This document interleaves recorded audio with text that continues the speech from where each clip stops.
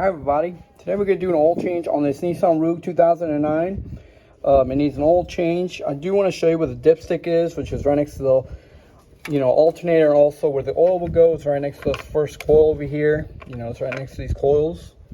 What we're going to need for this oil change is obviously we're going to need the oil, 5W30, also 5135A. I use a Wix filter, but you can use any other one, but just in case somebody wants to go for a Wix one, that is the model number. Also a grease gun to grease up those ball joints or anything that needs to be greased. Also, if you're going for the long route to get to the oil filter, this is a breaker bar. You're going to need one to break all those lug nuts on the tire. Also a 21mm socket. Also impact wrench as well. You need a ratchet if you want to pop that lug nut off, or not lug nut, if you want to pop that old drain plug off with a 14mm, or you can go with a wrench. Usually that's what I go with, a 14mm. Also with an extension for this tool to get the oil filter off. This is an option, or you can go with a pair of oil filter pliers. Also, some plastic fasteners if you do go the long route, and some little pliers. Also an old catch pan, and get the plug off and everything, the vent open so you don't have a spill, and also some washer fluid, and also you'll probably need some gloves in case you don't want to get dirty.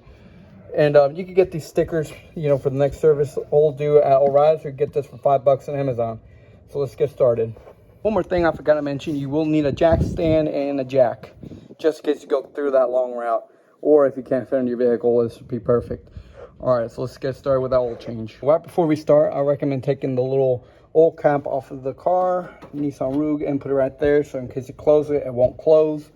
And also leave the dipstick a little open, so it can, vent through. And we're gonna get started. All right. Okay, so here we got the drain plug, and obviously you're gonna need to put your little, your little oil pan under there, but you loosen up a little, little bolt off, and the oil should be coming out. I do recommend taking off the oil cap, as I mentioned, and also the dipstick, to get a better flow, so you don't have to struggle much. And we'll get started. So I'm going to start pulling that little drain. You can see we're draining the oil right now, and you might need to get a bigger wrench than what I had. If you can, as possible, get a bigger one. This one was kind of too short, and I struggled a little, but now with the bigger one, it should be a little easier. All right, so we're going to wait for this to drain out. Okay, so during the time it's draining, I will highly recommend inspecting, and it will need a new little washer, so we're going to get a new one for it, and we're going to install it. So we're going to get this one off and add a new one. And just in case you are looking for one, you can find them sometimes at the auto parts store. If not, you can find it at your Nissan dealership. You can find one. All right, so let's get back and let's put it back, so it's almost done draining. Okay, so now all the oil has been almost drained out, so I'm going to give it a little more. But once you're finished with that, you put the drain bolt back on, put it back on, and if it needs a new washer, you add it. So you put it back on, hand tighten it, and then we'll go directly to the filter, which you can see kind of from here in this angle, and I'll show you the shortcut here in a couple minutes. Just give me a couple seconds. So this is for the people who want to do it like the fast way. I would recommend it this much. You do struggle, but if you want to do it, you can go ahead. All you gotta do is move this little flap, and as you can see, this little flap there, and there's the oil filter. As you can see, there's the flap. You can move it and use your your oil filter removal tool and put your oil pan down here. But I'm gonna go in there because I need to grease up some little ball joints and stuff, so I'm gonna take the tire off, inspect and everything. So that's what I would recommend doing. All right, so that is an option, if you want to do it the quick way. If you want to do the long way, that's what I'm doing right now. But just in case somebody wants to do it the short way, there you go. All right, so we'll get started on the long way next.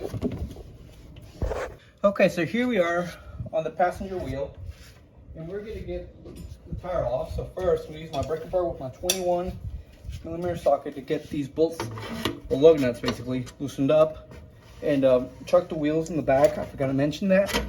Chuck them so they won't roll off or anything. But I'll get them loosened up before I use my impact wrench. Some go directly. I usually go for this, so my drill doesn't struggle. So there we are. We're going to loosen all 5, and then we're going to go directly for the impact wrench. So give me a sec.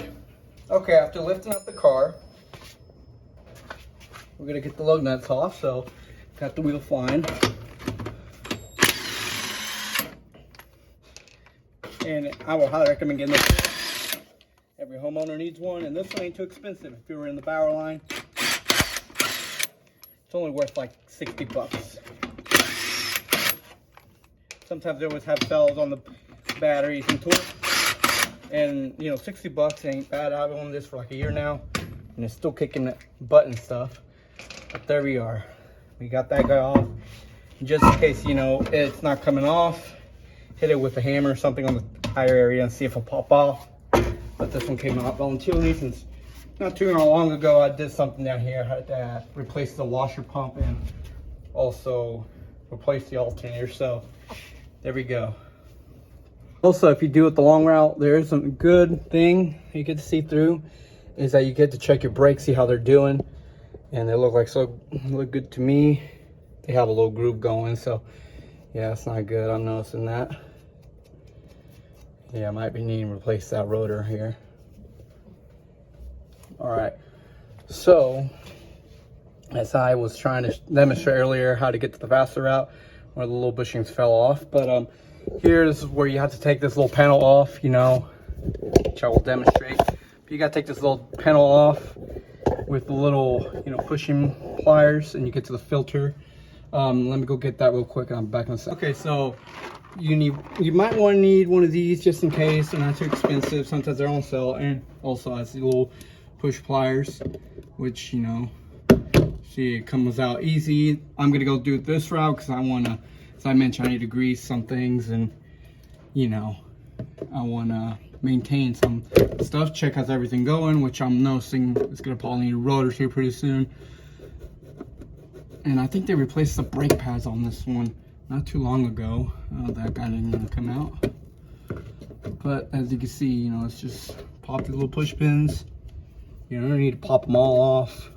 I think that will do it. But you know, there's the long route. You know, if I'm going to take it all off, I want to expect something a little more in there. See how the belt is doing and everything. There we go. And it came out. That's the good thing about this. So yeah, this is so far so good. And there's the oil filter, as you can see. There's the oil filter.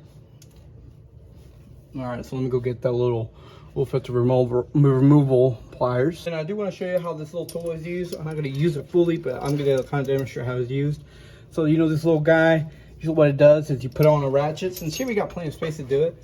I think this tool costs like $4. I think it was $5.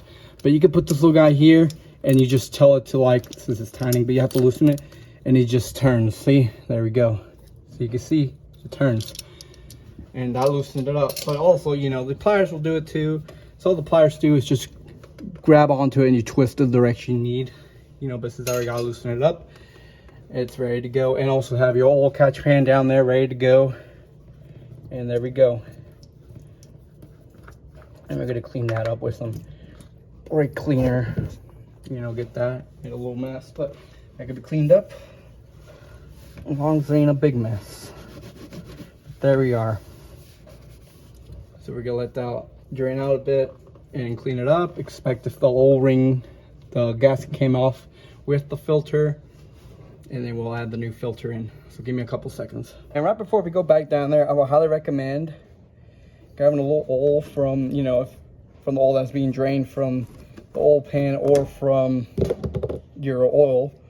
Grab a little oil under your finger and lubricate the little gasket, so the next time your oil filter will come out more easier like it did, and we'll just put it on.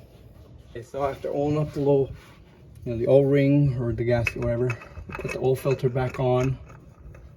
Let's get a bit smaller, but that's what I've been using for it. And hand tying the little guy. It is a 5-1. Make sure, yeah, just make sure, because I always use wicks as much as I can. Okay, so we got that part done, and as I mentioned, it'd be perfect time if you got links or anything that needs to be greasing. As you can see, this one will definitely greasing here and here, so I'm gonna do that once for all and give it a couple pumps. All right, so I'll catch you here in a couple minutes. So right before you put everything back together, try to put label your filter and everything, so when you did your old filter change and everything, so you don't have to worry about that. And now we're gonna put the cover back on. All we gotta do now is just put the cover back on. You can use one of the push pins to hold it down, and then you can just take your time and put the other ones back. In my opinion, if you see any beat up and you can't get it working, this Pittsburgh one will definitely work out.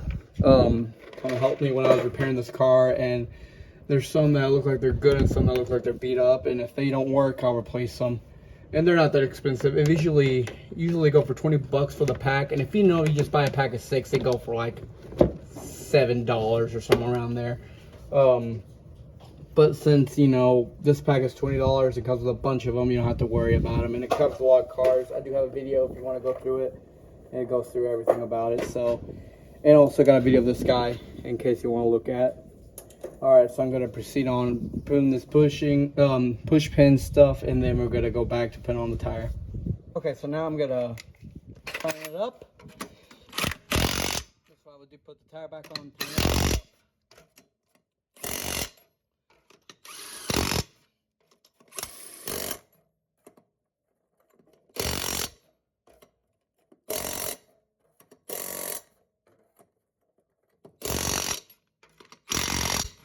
Alright, and now I'm going to lower the vehicle down. Okay, so now we're going to add the oil. As I mentioned, it will need 4.9 quarts. And we're going to start adding it right now. Check if your old drain plug is back on and snug, and also your oil filter is on as well, before you start turning on the engine or anything. So here we go, we're going to start adding the oil. And I'll be catching on here pretty soon. Okay, so the old dipstick is now a little over half, but still, I need to turn it on, also let the oil get into the filter, and then we'll find out and let it rest for a bit, then check.